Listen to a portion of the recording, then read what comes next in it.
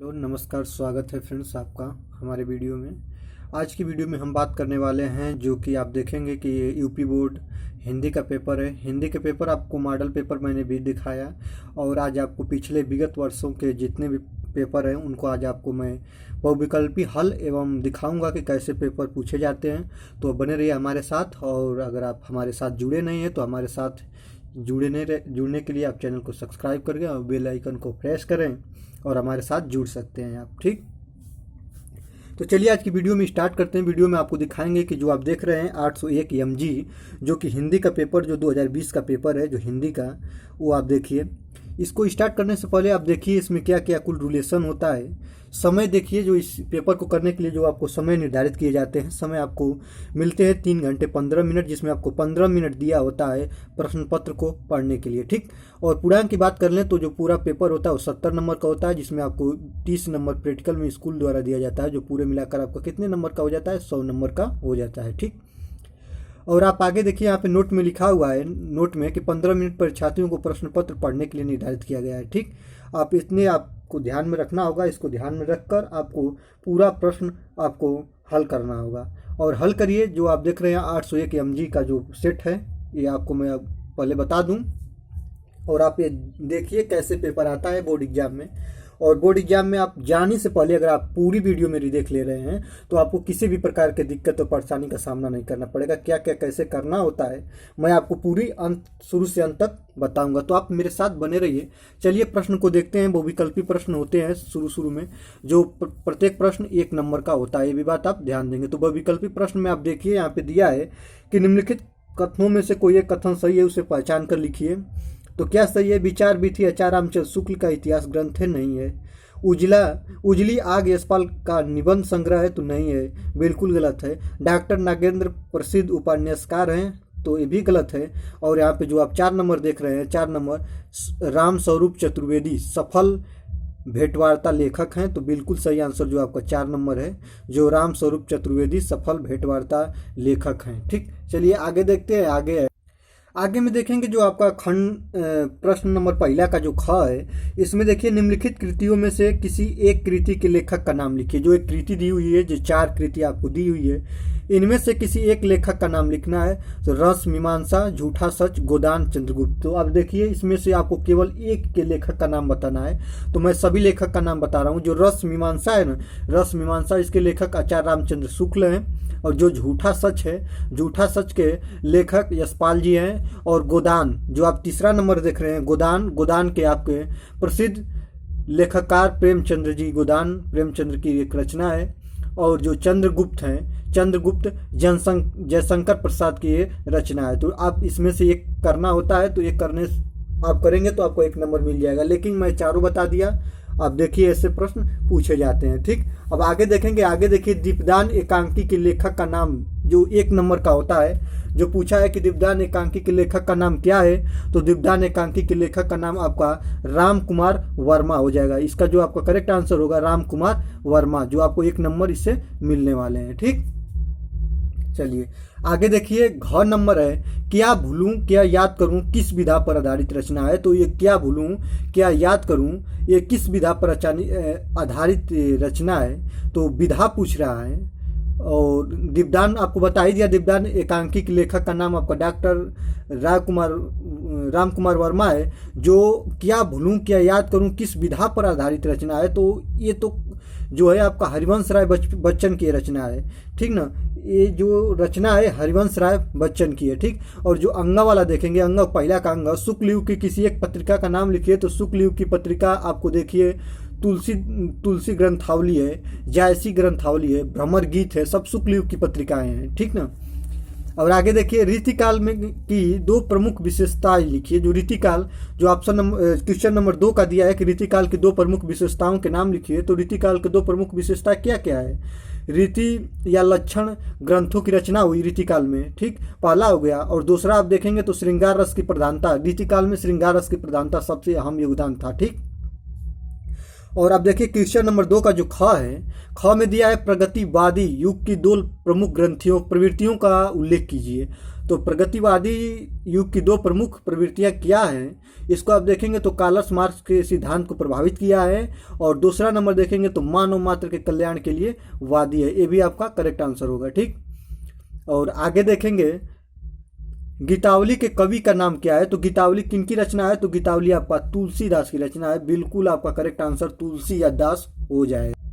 जो गीतावली थी वो तुलसीदास की रचना थी। लेकिन यहाँ पर देखिए जो आपका क्वेश्चन नंबर 3 है, क्वेश्चन नंबर 3 में बात कर रहा है कि निम्नलिखित गद्यांशों में से एक के नीचे दिए गए प्रश्नों के उत्तर दीजिए। जो इसमें आपको 2 प्रश्न मिलते हैं, देख सकते हैं आप वीडियो में, आप देखिए पूरा दो प्रश्न मिलते हैं, और इन प्रश्नों का लिखना होता है, आपको 3 उत्तर देना होता है, और पूरे मिलते हैं आपके 3 जो प्रश्न है। एक को करेंगे, इसमें आप एक को करेंगे तो एक का 2 नंबर, इसका 2 नंबर, इसका 2 नंबर, पूरे आपको 6 नंबर मिलने वाला है क्वेश्चन नंबर 3 से। तो आप देखिए इसमें क्या क्या करना होता है।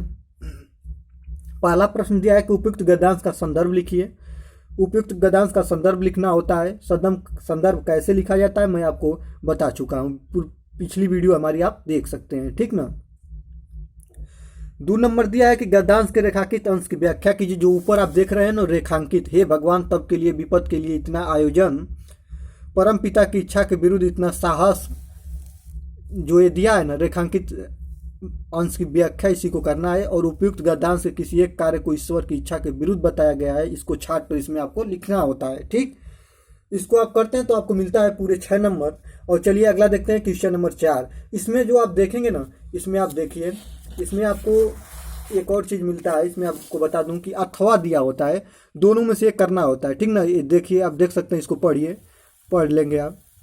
इसमें अथवा दिया होता है, दोनों में से एक ही करना होता है। ठीक ना, तो दोनों में ये संदर्भ लिखना है और रेखांकित अंश की व्याख्या करना है, और कलाकारों ने किसके जीवन को चित्रांकन किया है। इसमें जो आप पढ़ेंगे तो कहानी के तौर पर आपको बिल्कुल पता चल जाएगा। ठीक, तो दोनों में से एक करना होता है। ये तो हो गई गद्य की बात। लेकिन अब क्वेश्चन नंबर 4 जो आएगा आपका, क्वेश्चन नंबर 4 में आपको मिल जाएंगे पद।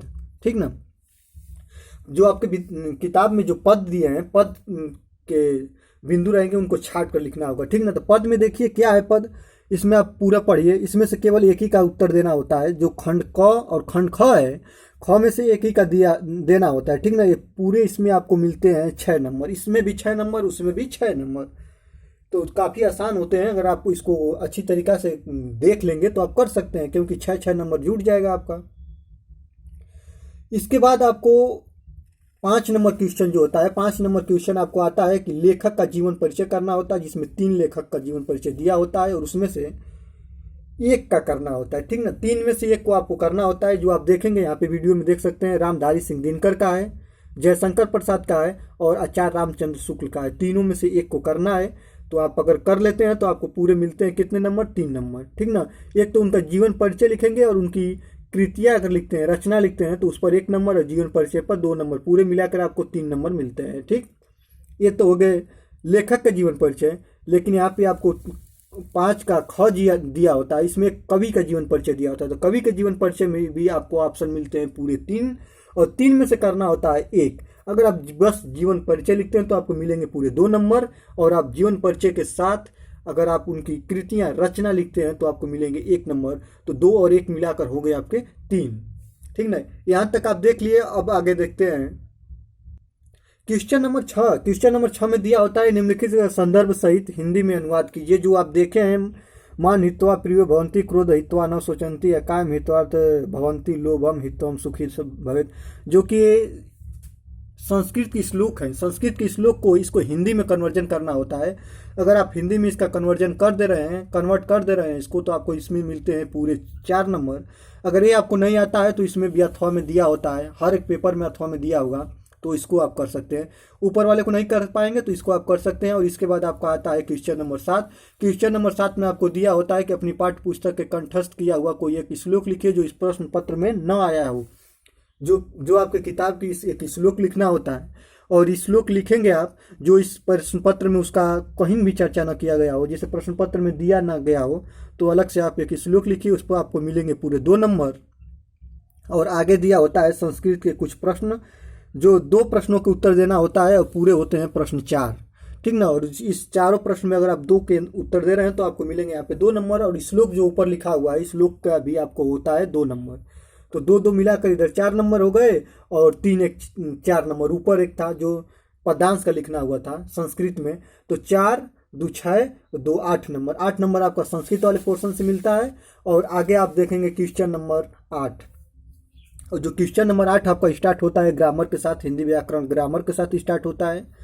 तो हिंदी व्याकरण ग्रामर में आपको मिल जाता है करुण रस अथवा हास्य रस की परिभाषा लिखिए। एक रस की परिभाषा आपको करना होता है। अगर आपको करुण रस आ रहा है तो करुण रस की परिभाषा लिख दीजिए, और साथ में उदाहरण सहित लिखना है। ठीक, केवल आप परिभाषा लिखते हैं तो आपको मिलेंगे 1 नंबर, और उदाहरण लिखते हैं तो उस पर मिलेंगे 1 नंबर। तो पूरे मिलाकर आपको हो गए 2 नंबर। ठीक, तो आपको ये करना होता है करुण रस या करिए या तो हास्य रस करिए। और खंड और 8 नंबर का जो ख है उसमें उत्प्रेक्षा अलंकार, इसमें अलंकार होता है। पहले रस होता है और ख नंबर होता है आपका अलंकार का पोर्शन होता है।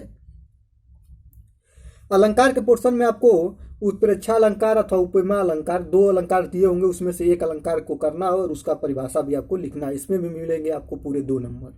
ठीक, और इसके बाद ग जो होता है आपका यहाँ पे छंद का पोर्शन होता है। छंद के पोर्शन में आपको रोला अथवा सोठा छंद की परिभाषा उदाहरण सहित लिखनी होती है। और इसके बाद प्रश्न नंबर 9 देखेंगे। प्रश्न नंबर 9 में जो आप देखिए उपसर्ग बनाना होता है। एक एक उपसर्ग, जो 3 उपसर्ग बनाना होता है। जो आपको पूरे प्रश्न होते हैं 5 में से आपको 3 का उपसर्ग बनाना है। तो उपसर्ग बनाते हैं, आइए देखते हैं। निरंकार, जो निर से बना है। उपसर्ग क्या होते हैं, तो किसी भी शब्द के आगे लगकर उसके अर्थ को बदल देते हैं, वही क्या कहलाते हैं, उपसर्ग कहलाते हैं। तो जो निरंकार हो जाएगा पहला वाला, दूसरा वाला करेंगे तो अप में कुछ जोड़ दीजिए, जैसे मान हो गया, अपमान हो गया, अपकार हो गया, ये सब हो गया। और अधि है, अधि को आगे जोड़ेंगे, अधिकार हो गया। और अ है तो अमान्य हो गया, अहंकार हो गया, असमान हो गया। और अभि है तो अभिमान हो गया, अभिसार हो गया। ये सब जो आप देख रहे हैं सब क्या है, उपसर्ग हैं। तो इसमें से केवल आपको 3 करना होता है, प्रत्येक पे 1 नंबर मिलते हैं, तो आपको हो जाता है पूरे 3 नंबर का। ठीक, आगे देखेंगे 9 का जो ख है। निम्नलिखित में से किन्हीं 2 प्रत्ययों का प्रयोग करके एक अलग अलग शब्द बनाइए। तो 2 का बस प्रत्यय का इसमें प्रयोग करना है, और इसमें मिलेंगे आपको पूरे 2 नंबर। तो क्या है, तो है। तो आपको पहले बता दें, जो प्रत्यय होते हैं वो शब्द के अर्थ अंत में लगकर उसके अर्थ को बदल देते हैं। तो कहाँ आएगा, जड़त्व, लघुत्व। और फिर ये जो ता है, ता में अगर आप बनाएंगे तो आप बनाइएगा, देखिएगा। वट में लड़क लिखावट हो गया, वट में।